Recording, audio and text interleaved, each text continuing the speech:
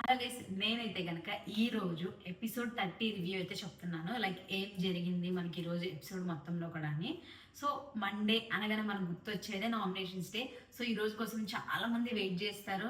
Like ఎవరెవరి మధ్య fightings ఉండొచ్చు, ఎవరెవరు ఎలాంటి పాయింట్స్ పెడతారు అని చెప్పేసి అని. బట్ కానీ ఈ సీజన్ చాలా ట్విస్ట్స్ ఉంటాయి అని చెప్పేసి చెప్పారు ఆల్రెడీ. సో అలానే ఫస్ట్ చూడగానే అందరు నామినేట్ అయ్యారు. ఒక్క క్యాప్టెన్ అండ్ ఫ్లోరా తప్పితే అని చెప్పేసి అన్నారు. ఎందుకంటే ఫ్లోరా ఆల్రెడీ లైక్ నామినేట్ అయ్యింది కాబట్టి. సో మిగతా వాళ్ళందరూ షాక్లో ఉన్నారు, అదేంటి ఇలా సడన్గా అందరూ నామినేషన్స్ అవ్వడం ఏంటి అని చెప్పేసి అని.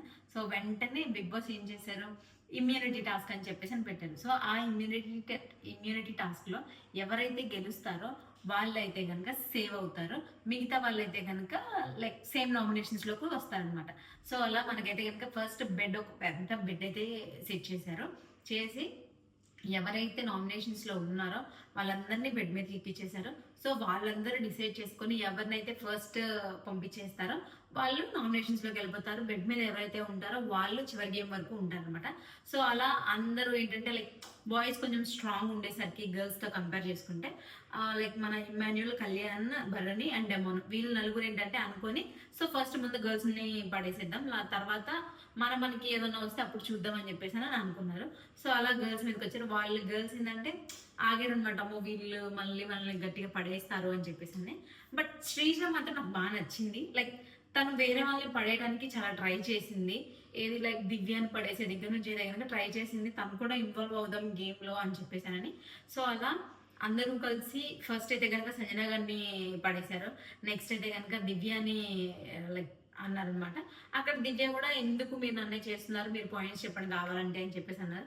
బట్ మేము అనుకోలేదు, జస్ట్ నార్మల్ అని. సో అలా దివ్య కూడా వెళ్ళిపోయింది. అండ్ నెక్స్ట్ డెమోని పడేశారనమాట. లైక్ వీళ్ళు ఏంటి ఓన్లీ గర్ల్స్ బాయ్స్ కూడా ఉన్నారా ఏంటి అది అని చెప్పేసి అనుకొని సో డెమోన్ కూడా వెళ్ళిపోయాడు. నెక్స్ట్ రీతు అనమాట. రీతు అను తను చాలా స్ట్రాంగ్గా ఉన్నారు, లైక్ మా ఇద్దరిని పడేయకూడదని. బట్ ఆ కొట్టుకునే గొడవల్లో మాత్రం రీతు కూడా పడిపోయింది. సో లాస్ట్కి మిగిలింది కళ్యాణ్, ఇమాన్యుయల్, భరణి, తనుజ అండ్ శ్రీజ. వీళ్ళందరూ ఏంటంటే ఎవరో ఒకరిని పడేసేయాలి, అదే లాస్ట్ రౌండ్ అన్నారు. సో అందరు ఫిక్స్ అయ్యి శ్రీజ అని అనుకుంటున్నారు. ఇంకా సడన్గా ఏం చేశారు, భరణి గారు పడేశారనమాట శ్రీజని చెప్పకుండా పడేసరికి ఇంకా అక్కడ కొంచెం శ్రీజకి భరణికి కొంచెం ఫైట్ అయితే జరిగింది. లైక్ మీరు అందరిలానే రేలంగి మామయ్యలానే ఉన్నారు, అందరు చెప్తున్నట్టుగానే మీ ఒరిజినాలిటీ మీరు రావట్లేదు, మీరే పడేసి మీరే ఇలా అంటున్నారు ఏంటి అని చెప్పేసి అని అనింది.